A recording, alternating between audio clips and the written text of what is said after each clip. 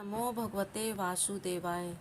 हे भरतवंशी, तुम्हें ज्ञात होना चाहिए कि मैं भी समस्त शरीरों में ज्ञाता भी हूँ, और इस शरीर तथा इसके ज्ञाता को जान लेना ज्ञान कहलाता है, ऐसा मेरा मत है।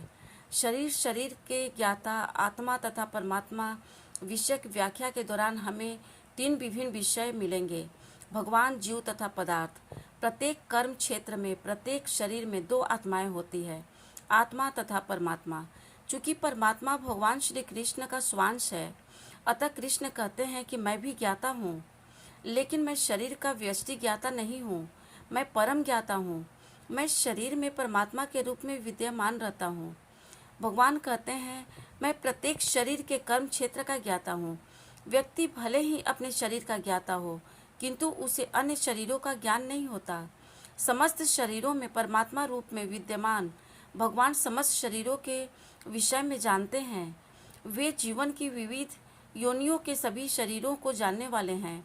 एक नागरिक अपने भूमि खंडन के विषय में सब कुछ जानता है, लेकिन राजा को न केवल अपने महल का अपितु प्रत्येक नागरिक की भू संपत्ति का ज्ञान रहता है।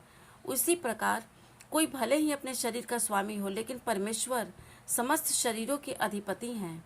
राजा अपने साम्राज्य का मूल अधिपति होता है और नागरिक गौण अधिपति। इसी प्रकार परमेश्वर समस्त शरीरों के परम अधिपति हैं। यह शरीर इंद्रियों से युक्त है। परमेश्वर ऋषिकेश हैं, जिसका अर्थ है इंद्रियों के नियामक।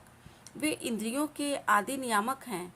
जिस प्रकार राजा अपने राज्य की समस्त गतिविधियों का आदि नियामक होता है, नागरिक तो गौण नियामक होते हैं।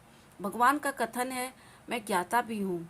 इसका अर्थ है कि वे परम ज्ञाता हैं।